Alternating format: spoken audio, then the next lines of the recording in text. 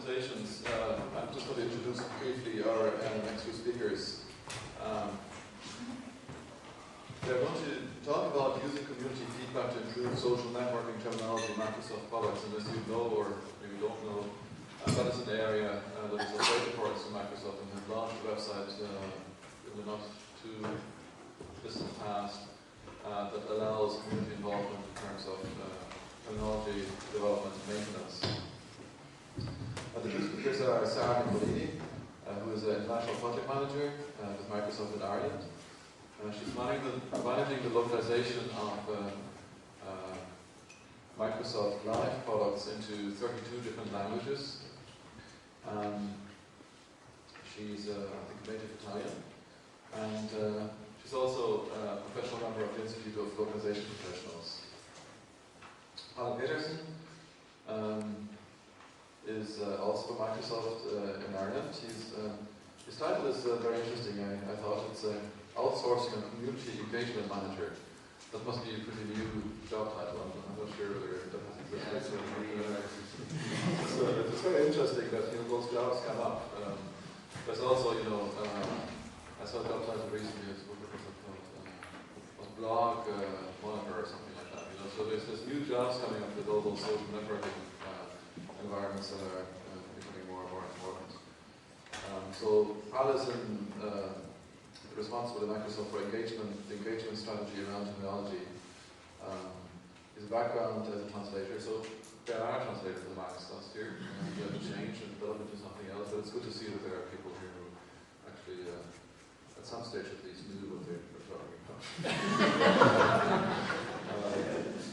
We're not all people around here that are looking at technology and talk about standards and stuff, but there's people who have actually done it. So,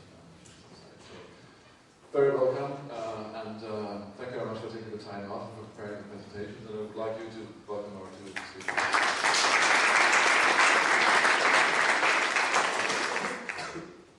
Okay, so thanks very much. So this presentation is going to be about how we are using community input to improve our terminology. So it's a little, so the focus is a little bit more narrow than what you have what you do with Facebook, for example, where you have a complete application you're translating from scratch. So I was really focusing on improving the terminology in our products. So let me just give you an overview of what we'll try to cover here. So first of all, just to set the scene and just kind of give you a broader context, I just want to go over how we currently engage with communities. And when I say communities, it means mainly end users, but it also means product specialists and SMEs that are in some way evangelists for Microsoft as well. So it's basically anybody who is outside Microsoft. Then part of that engagement is something we started a few years ago. It's specific programs to get feedback from communities on technology. And we have, so I'm going to explain why we're getting involved in this and what are some of the kind of main obstacles and challenges to make that successful. And then in the second part, I'm going to hand over to Sara, and she's going to be doing a case study for a project we did very recently, specifically about Windows Live social network technology. So those of you who are not familiar with Windows Live, it's products like Messenger, for example. There's a social networking application called Spaces. So we kind of went two-part stuff. And so just to give you an overview of how we currently engage with our own communities. So on the internet we have something called the Microsoft Language Portal, which is basically hanging off the Microsoft.com website. So it's Microsoft.com/language. So that is really kind of a site where we present everything to do with language, technology, translation. It's something we didn't have. If you go back 5 years, for example, we didn't actually have anything. We didn't have any presence on the web that specifically talked about technology and about localization. But over the last few years, as blogging and as the whole kind of social interaction has grown much more, this is something we moved into. So on that portal, we have probably a lot of things that you would expect from an interactive portal. So you have a comment suggestion tool where users can give us feedback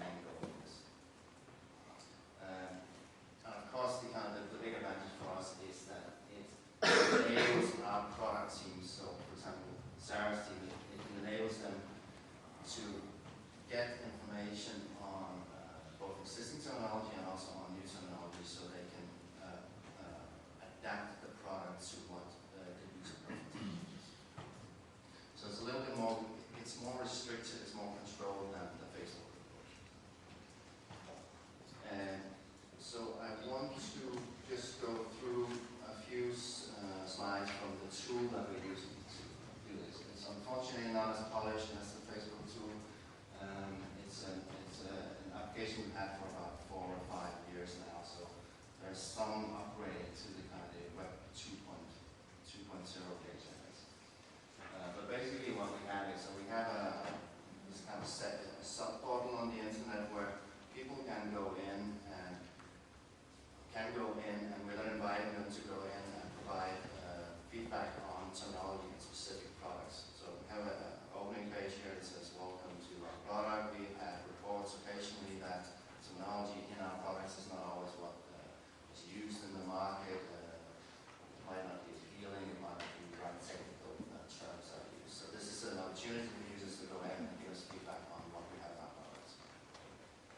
And as you can see, so this is something that is, we kind of plug in products on an ongoing basis, especially if we get reports from the market that there's a particular product where you get some kind of anecdotal evidence from subsidiaries, for example, that people don't like the terminology here.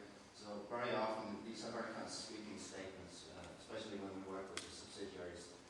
Somebody says the French version of project is awful. And that's, so everybody in the localization department is saying, okay, so what are we going to do about that?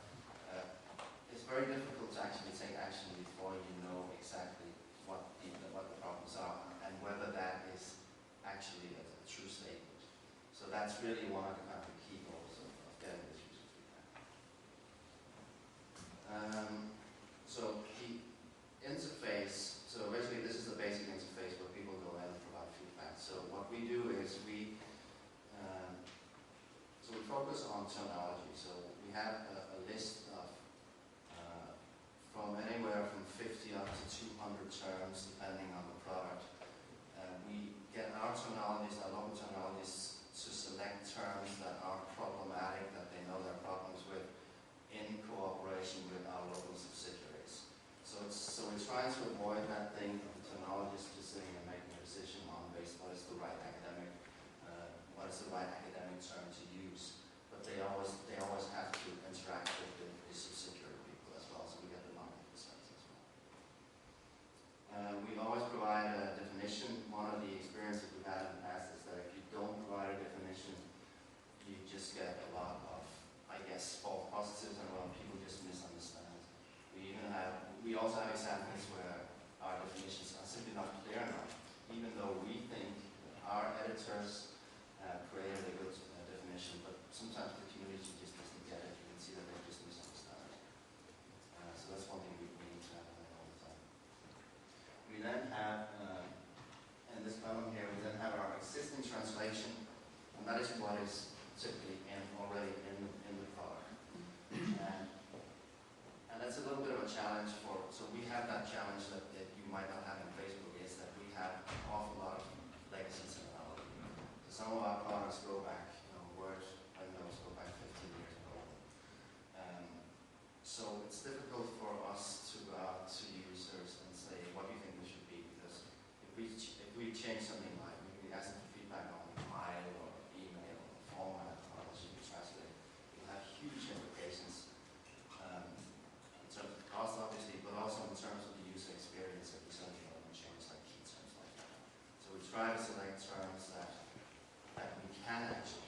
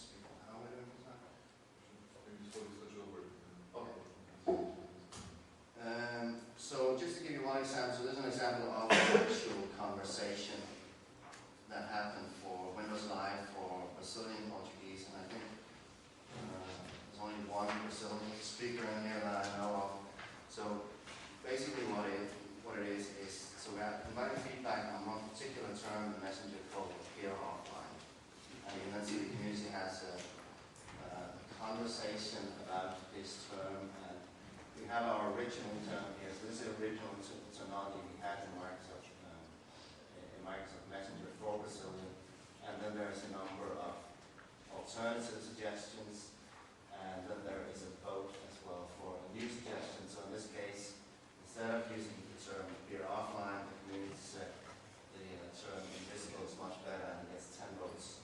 So what we're saying here is, well, project moderator who's up to knowledge basically goes in and says the decision. So we've changed this term, the decision is final, this has been changed due to the rules of feedback. Very briefly, before I hand over to Sarah, just a little bit about the process, how we do it. So we are not really saving any time on this. It's actually an extra step in our process.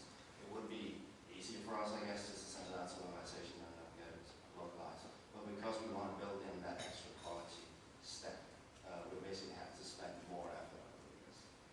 But you know, it's enable us to get the to increase quality. Basically, what happens is that the technologists, together with the subsidiary, plan the project, we then create a basic glossary and terminology. We then have a period of a couple of months, from 1 to 3 months, where the community forum is open and people give feedback. After that, our technologists and our subsidiary managers then sit down and look at the suggestions that have come in and decide together which ones we want to accept. And we are instructing our technologists as well that there has to be a very good reason why they should not choose a particular community suggestion. One of the things we don't quite have in place yet is the recognition of participants.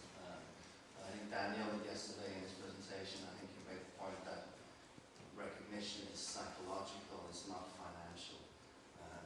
One of the particular challenges we have is that when you're dealing with 29 different markets, and you need to know all the legal rules about giving incentives, whether it's gifts or whatever it is, it's just like a huge undertaking to find out what are the tax implications, for example, in different countries. So certainly we're not going to give financial recognition, it's going to be psychological as well. So it's something we haven't really figured out. After that, the new glossary then gets handed out to the localization teams. We also update our internal database of terminology, and then the new terminology gets implemented. Okay, so let me hand over to Sara now. Thank you. Palle gave a very detailed overview of the Microsoft Terminology Community Forum process and workflow. What I would like to do now is to discuss what we have done specifically for Windows Live. I will cover 3 main areas. First of all, why we decided in Windows Live to take part into this initiative. Second of all, I will focus on one of the key areas that was crucial and successful for the project, namely the PR and advertisement campaign that we have to put in place to promote the initiative on the web. And last but not least, I will give a very high level observations around the Windows Live terminology based on the feedback that we received from the users. I would like to start with this quoting by David Crystal. If the internet is a revolution, therefore it's likely to be a linguistic revolution. I believe this gives a very summarizes the current status that we have on the internet, especially the challenges that we are facing in localization. The internet is becoming to be perceived increasingly from a social perspective. And when the social perspective comes into place, also the role that the language is playing becomes central.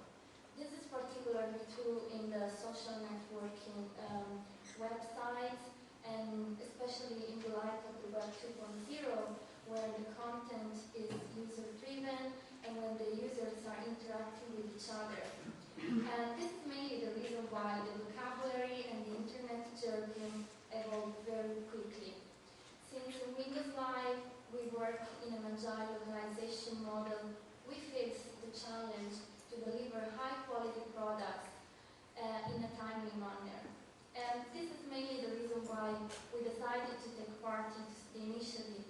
we have, as Palle said, a lot of terminologists, professional linguists that approved our terminology prior to localization, but we don't know to what extent this terminology differs or reflects the terminology that's been already established by the community of people on the web.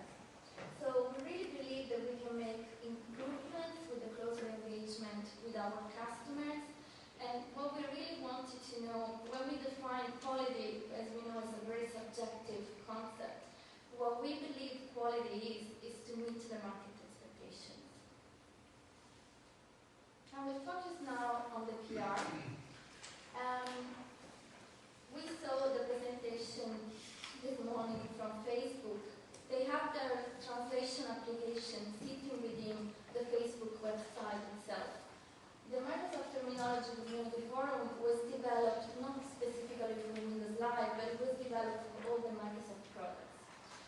So it's a standalone website, a standalone platform that is not integrated with our products.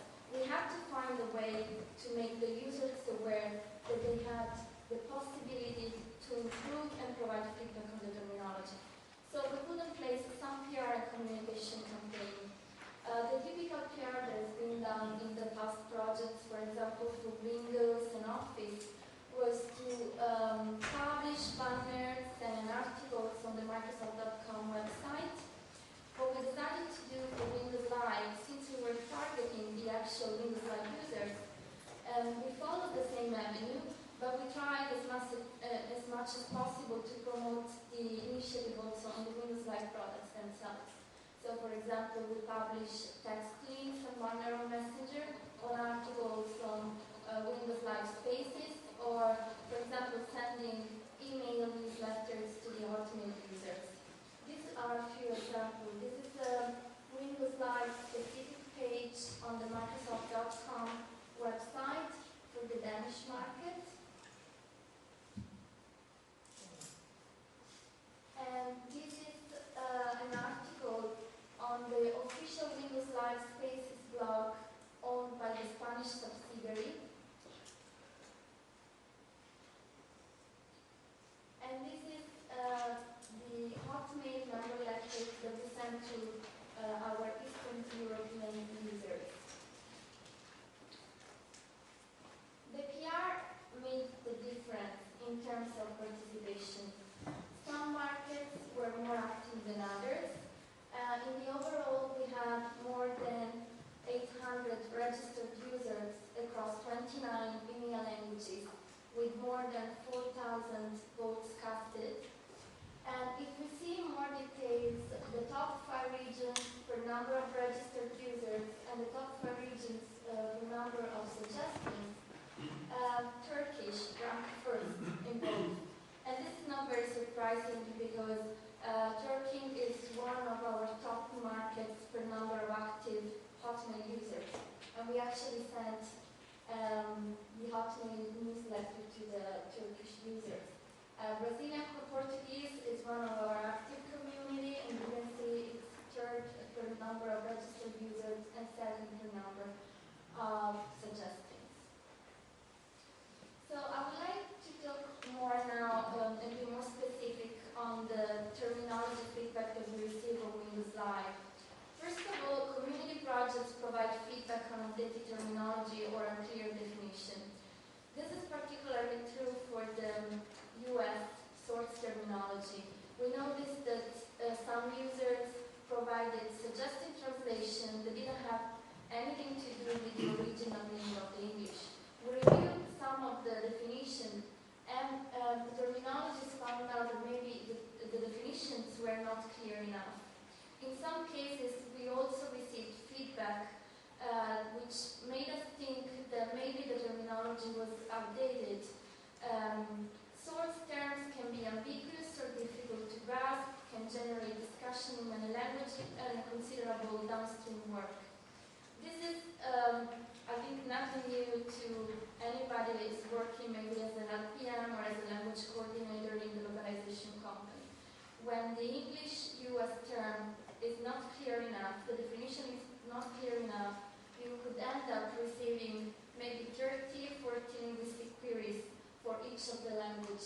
you localize.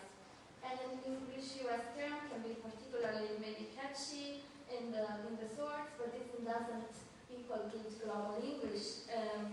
Some languages have to convert this term into a more understandable local equivalent. And then we didn't find a common pattern as regards to using the English term in the local market, but it was useful enough for validation. We noticed that some languages, for example, use the English term as is, as a long term, as an anglicism. Some others tend to localize it. Some other languages might want to use the English term with the same spelling, but with their own pronunciation. I will provide a more concrete example here. I guess everybody recognizes this, hopefully, this window. This is the main Windows Live Messenger window. You have the display picture, the display name, and then the status. The status could be online, offline, busy. There is a term that actually we thought that it was consolidated and established because we used it for several years in our products. The term appear live. More than 6 languages suggested different translation and different source term was a better choice. The user suggested to use the term invisible instead because it better conveys the concept. So this might be an example of outdated terminology that in the EN US does not reflect the user's expectation. This is again another screenshot from Windows Live Messenger. The term, for example, instant message, IM, instant messaging, is very popular. Everybody can understand it now without so much effort, but some languages decided to convert this to a more understandable local equivalent of chat message. And then again, the main Windows Live Messenger window. We have the status online. I think there is not a more common word on the web. In some markets, for example, for Germany, Russia, Brazil, they adopted Anglicism, and the Anglicisms were unanimously preferred. In some other markets, and it was quite surprising, for example, for Italian, the term online and offline are widely used, but they only got one suggestion. And then something more. We found that the users had a strong preference for simple and intuitive terminology, avoiding especially wordiness.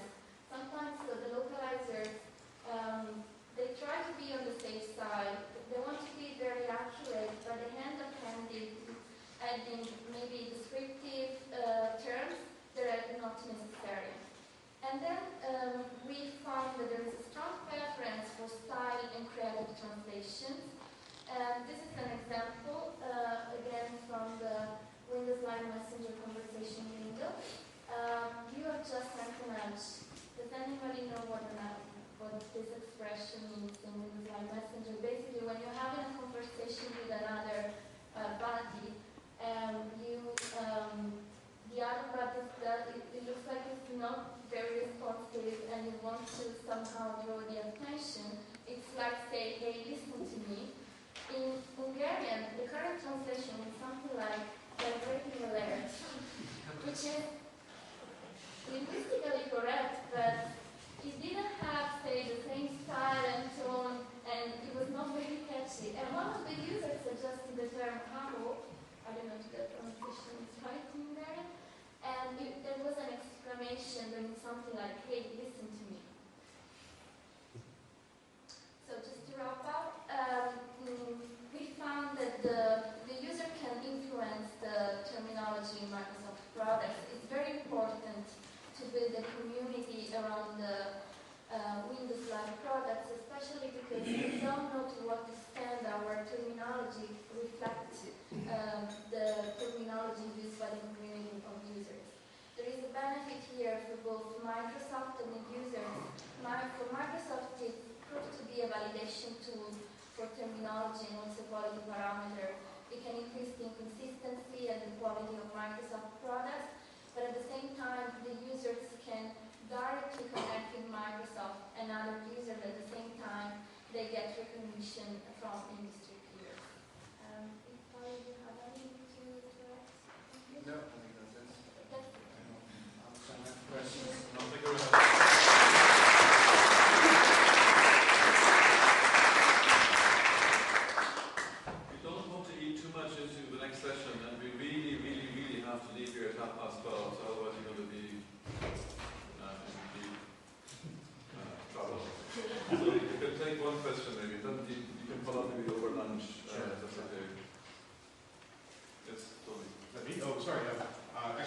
Fred Hollywood has actually said that it was going to pay me for every question that I asked, so I'm going to just keep going. So sorry. Anyway, my question was this: how do you, with all the terminology that you have from going back in the legacy product, I presume you started off with initial terminology glossaries. How do you actually compress that into something that would be really useful for folks to, for the translators to look at? Because there must be a lot of stuff there. Did you have questions too, Pat? No, I just wanted to define them for asking the question. Sorry. Sorry. I owe you 20, all right? We do have a list from Windows Live core terminology, and what the current process that we follow is that prior to each localization work, we identify pretty much like Facebook did, the list of key terms that have very high UI impact. So we gather together the list of key terms that we have from the main Windows Live products. We have up to 50, 60 Windows Live products. So we identify let's say the most common ones like Windows Live Hotmail, Windows Live Messenger, Windows Live Spaces. So we didn't publish all the terminology. This terminology was also customized on a per-market basis because some terms may be problematic in some languages and in some others they might not be. So we send a list to our internal terminologists that are reviewed together with our subsidiaries in country. So how many terms, on average, how many terms did you suggest to users, and how many of them did you actually get feedback from? It depends on the language. The range would be from maybe 30 terms to up to 70, 80 terms in this project that we just run. And then we got feedback from pretty much all the terminology. The only thing is that then we reviewed what the suggestions were and what could actually be implemented in the products. Just going back, I just wanted to say for your question, for more technical, it depends a little bit on the product. So for more technical products, like for example SQL Server, there's a new version of SQL Server. We target very technical communities, and we try to focus on what are the new technologies, what are the new features that are being introduced, and allow people to get feedback on that. Because that's very much where the technical communities, that's what they are interested in giving feedback on. And one follow-up question. English? Oh, sorry. Oh, jeez. Sorry. As you did over lunch, you can follow up because otherwise it's not fair to the next session speakers. We've got over time already. So I'm terribly sorry.